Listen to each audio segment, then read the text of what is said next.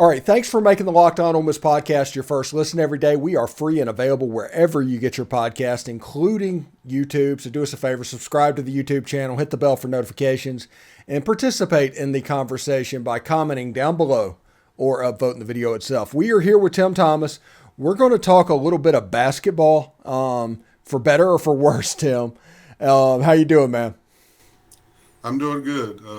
Better than the Ole Miss Rebels. We talked about this last week. It was going to be a tough road trip. We knew uh, Bama's really good. Their one guy, Brandon Miller, we talked about, he's really good. He's NBA all the way. A couple other guys that's really good. So I knew it was going to be kind of bad. I was hoping that we would play with some intensity, and I think we did that to a certain extent. But it seemed like one of the issues is our shooting percentage. Yeah, and let's talk about that for a second. They were 2 for 23 from shooting, and one of the people that made a three was Miles Burns, which outside shooting is not his thing. But what do you think is going on with that? Because they shot, I think, 9% or something like that from three for the game. Yeah, I looked it up just a second ago. It's 8.3% for the game, 2 for 23, 24. Um, I have a theory. A couple of years ago, I texted Kermit. I have his phone number and all. And every once in a while, I'll send him something, my thoughts. And it was a couple of years ago when we were going through a super shooting slump. And I just thought it was my obligation as a Christian to tell him maybe what I thought. I don't know if he really wanted to hear it, but he seemed fine with the text. I just told him that weightlifting causes issues with your shooting touch, especially 3-point shooting, and even inside on the you saw last night, Akuba made try to make a few short shots, and he just wasn't sure of himself, even on free throws. Sometimes you're aware every one of us has did some weightlifting, maybe not the extent that others maybe, but when you do that, your muscles are different, and when you're trying to shoot the ball, that shooting touch, it's just not there. So that's one possible issue. It may not be. I know Kermit thinks they need to do weightlifting. Several of the guys are kind of weak and not strong. They just got out from high school. And they need to bulk up a little bit. And I understand all that. I do. I really do. We had an instance. Bob Welly was my coach there. Stroud and Tui and Carlos Clark, Elsa. We were all together those years, 79 through 82. And first of the year, we were lifting weights pretty regular before practice, and then we started games, and then right at the very first of the year, we started a game. We were still doing weightlifting, and we were shooting atrocious. I mean, it was terrible. Stroud couldn't hit, Elsa could hit, Carlo, and then he said, weightlifting. So we cut out weightlifting the rest of the year, and I ain't saying we was great the rest of the year, but we had a winning record, and our shooting was so much better. Yeah. I think you might be onto something there, honestly. You know, you mentioned Brandon Miller, and he's an elite player. I know you guarded some dudes back in your day. What's a couple of those stories of guarding like a Charles Barkley or something like that you might be able to give the advice to younger players that are going through playing talented players right now? First of all, you can't be intimidated. You can't be scared. Their name, or maybe going pro, that type of things, freshman, All American, first round stuff. That's got to go out the window, in my opinion. You just got to flush that, and you got to step up, and you got to be a man. And some of the guys for Ole Miss seemed like they were, especially the first 10, 15 minutes, they seemed scared. Like we talked about several games, especially away games. It's tough. It's hard. But I was pleased, with the intensity against Tennessee and somewhat against Alabama. But Brandon Miller is a NBA first round pick, no doubt. But in my day, if we want to go back that far, Charles Barkley, we had a couple little, not fisticuffs, but he liked to push you in the lower back. And I had back issues back in the day a little bit, still do. But he, I said, Barkley, don't be pushing me in the back. I was a great rebounder and a great guy inside, and I knew how to play defense. So I blocked him out. He'd always push you in the lower back. I was guarding him. He was guarding me. And I told him not to. I warned him. I gave him a warning. I did my Christian duty. I warned him. And the next time he did it again. So when I got the rebound, I was pretty well just had the ball and I kind of had my elbows out and I accidentally hit him really hard in his sternum. If you know where that is, it wasn't well. He had to go out of the game. And I maybe call that a dirty player. I just saying, don't be intimidated. Don't let them think that you're scared of them or you feel like they're above or better than you are. Yeah, and that is something where our players could obviously take a note from as Let well. me say, I'm not advocating hitting people or being, it's just sometimes in the play, football, any sport, sometimes you got to just make a statement. And I didn't mean to hurt him, but I wanted to get his attention. Yeah. So Alabama has been a horrible matchup for Ole Miss over the last couple of years. I mean, for whatever reason, I think they beat Ole Miss by 18 or 20 points last year. They won by 22 last night.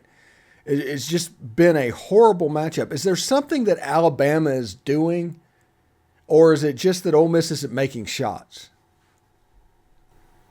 Overall, they have better ball players. They have their NIL. Maybe it's bigger, but as you say, if you watch the game, Brandon Miller, I'm not sure what he's getting NIL, but you saw 5 to 8 players that were kind of, you could just move one in, one out, and they were hitting threes and dunking the ball inside, blocking everything we shot. We were afraid to put it up, afraid it was going to block it. They have better selection of players. Their 5 stars are really, really good, and our 4 stars may be kind of like a 3 star. So they have really good players. The coach, Oates, he does a great job with them. He recruits well, and that's the big part of it. As Kiffin would tell you, recruiting is the key to any great team. But they Yeah. played together well. They were at home. They had a good crowd. So they're going to be Sweet 16. I can go ahead and put that out there. It may be better than that if they continue to improve. Alabama's really good.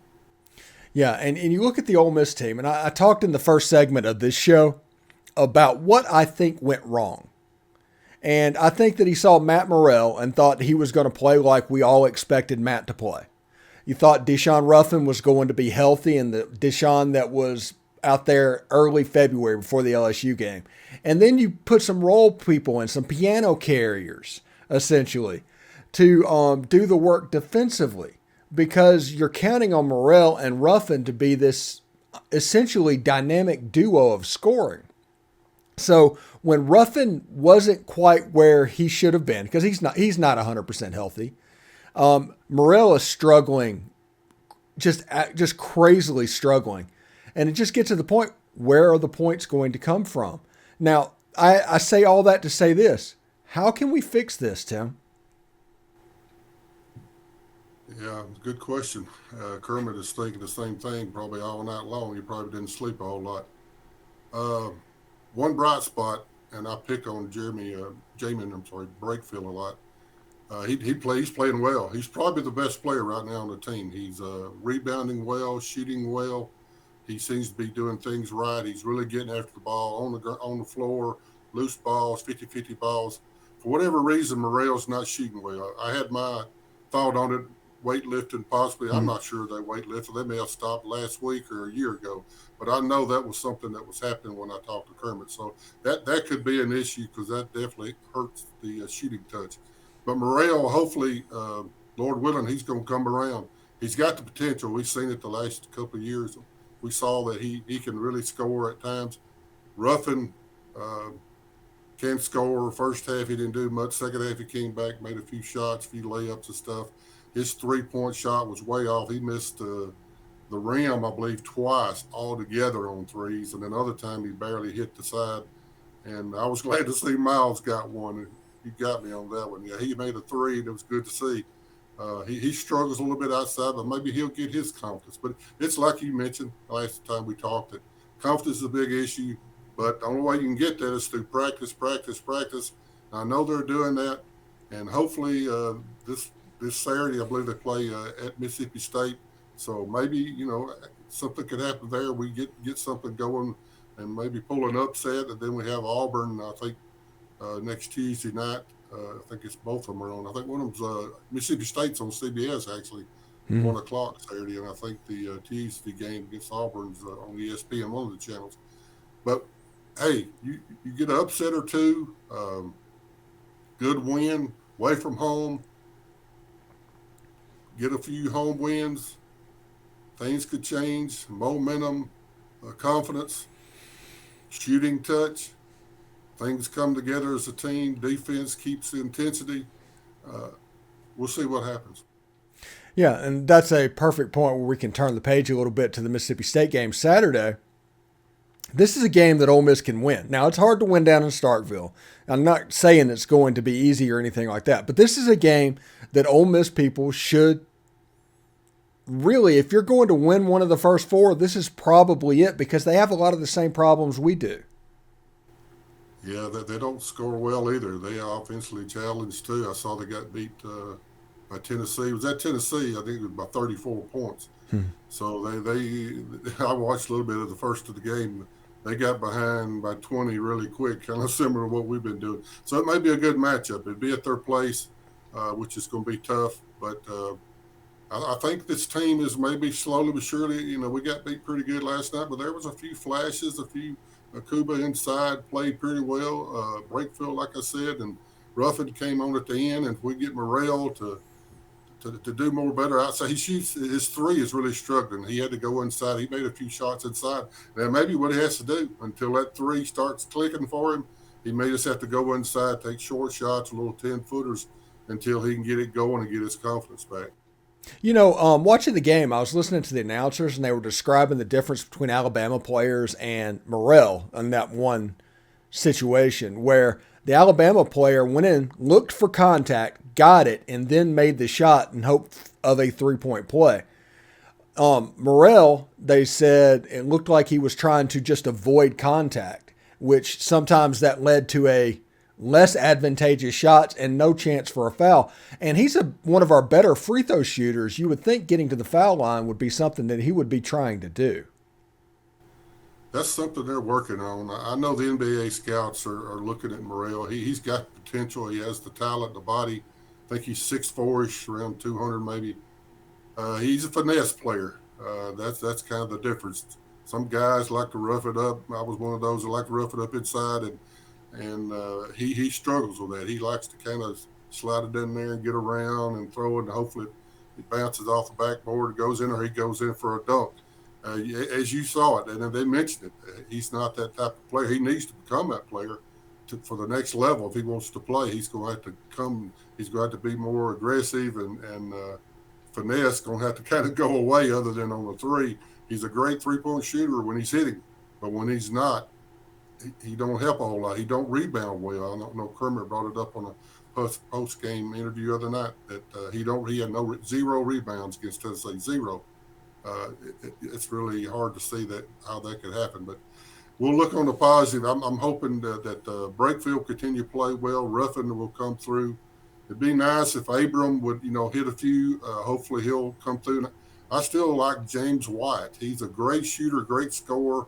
For whatever reason, his confidence is not there. He's not shooting well. I think he's a defensive detriment that we talked about. He don't bring the defense, and Kermit don't play, but he knows he needs him on the offensive end. Hopefully Abram will come through.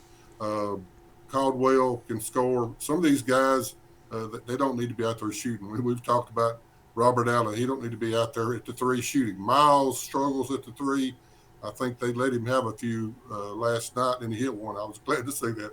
But some of these guys don't really need to be out there shooting the ball. They're not going to shoot at a good percentage. Yeah. Anyway, thanks for making the Locked On Ole Miss podcast your first listen today. For your second listen today, check out Locked On Sports Today. From the games that matter the most to the biggest stories in sports, go beyond the scoreboard and behind the scenes with the local experts and insights that only Locked On can provide. It's Locked On Sports Today. It's available on this app, YouTube, and wherever you get your podcast. Tim, thank you very much for stopping by today. Hopefully they can turn it around a little bit when they go down to Starkville, man. Yeah, we got to be positive. You know, we're Ole Miss Rebels. We're a team as the fans, and we want to root them on. I want to give Kermit credit where credit's due. He knows how to do this. He's done it in the past. If these guys are coming together, hopefully we can give. If we can't win at Starkville, play a great game and make it close. It'd be nice to win, then come back home and try to get Auburn and I think there's Georgia after that. So there's several teams that we can beat. There's the South Carolinas, there's the Georgia, several of those teams in the bottom realm right now. I believe we can beat at home, but we need to steal a few games away from home. If we can steal a few games, we need to be back up in the picture. Yeah, seriously. Anyway, we will see you guys tomorrow, and hopefully we can get one in Mississippi State, and we're going to start baseball coverage a little bit next week as well. Also, go see the Ole Miss Lady Rebels and the Vanderbilt Commodores tonight at the Pavilion. That should be a good game. It's like, I don't know exactly the time. But anyway, thank you, Tim, and we'll see everybody tomorrow.